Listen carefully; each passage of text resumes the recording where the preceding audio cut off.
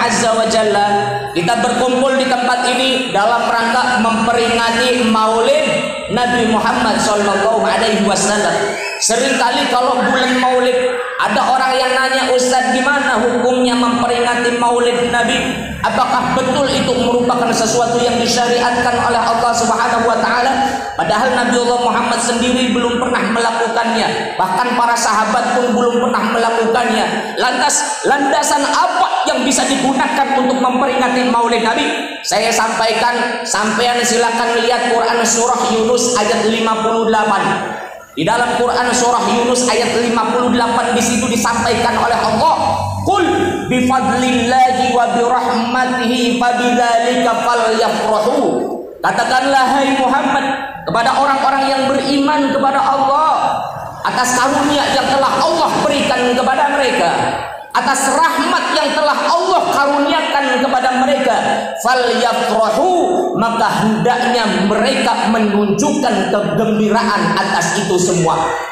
Ingat, di dalam ayat ini ada satu kalimat, qul bi fadlillahi wa bi rahmatihi, atas karunia dan rahmat yang telah Allah berikan kepada mereka, maka hendaknya mereka ekspresikan rasa gembira mereka.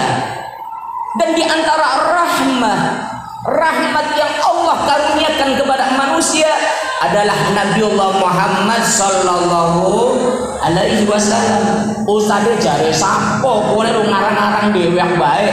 Lihat Quran surah Al-Anbiya ayat 107. Wa ma arsalnaka illa rahmatan lil alamin. Dan tidaklah kami mengutusmu hai Muhammad kecuali agar kemudian menjadi rahmat bagi siapa? Bagi semua makhluk yang ada di segenap penjuru dunia. Artinya apa? Nabi Muhammad itu merupakan bagian dari rahmat yang telah Allah berikan kepada kita sebagai manusia. Dan Allah perintahkan kepada kita untuk menunjukkan ekspresi rasa gembira kita atas rahmat yang telah Allah berikan kepada kita.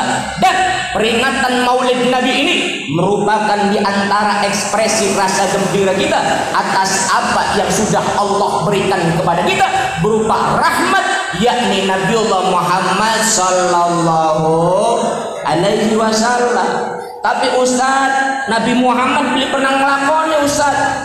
Sahabat Nabi kan beli, Abu Bakar beli pernah, Umar bin Khattab tidak pernah, Utsman tidak pernah, Ali bin Abi Thalib pun tidak pernah. Lalu bagaimana yang kemudian umat Islam saat ini melakukan Maulid Nabi padahal mereka terdahulu belum pernah melakukannya?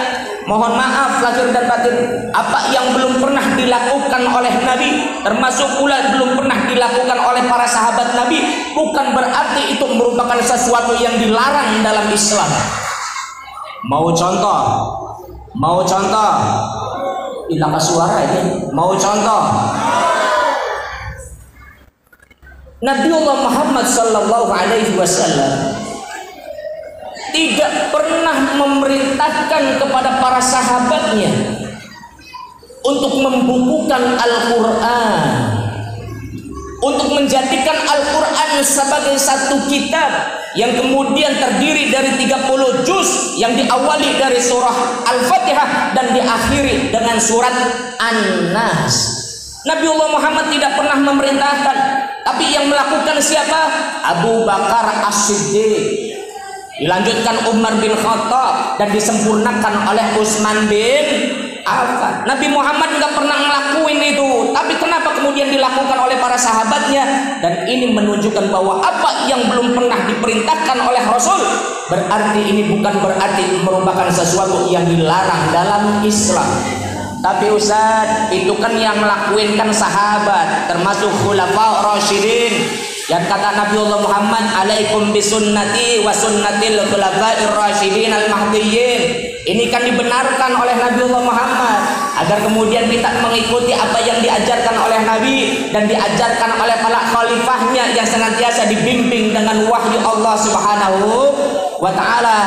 Bagaimana Ustaz dalil yang lain dah yang kira-kira mantap menurut hati saya? Mohon maaf lahir dan batin, kalau dengan alasan itu tidak yakin, belum memuaskan akal kita.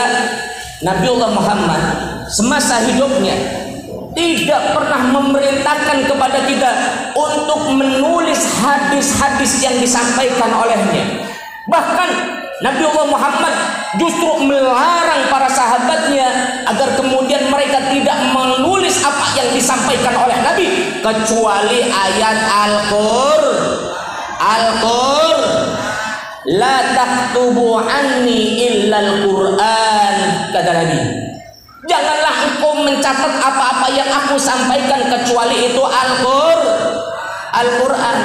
Tapi kenapa sekarang justru hadis Nabi dicatat? Tapi kan para sahabat yang mencatat hadis itu, Ustaz, jare sampo itu.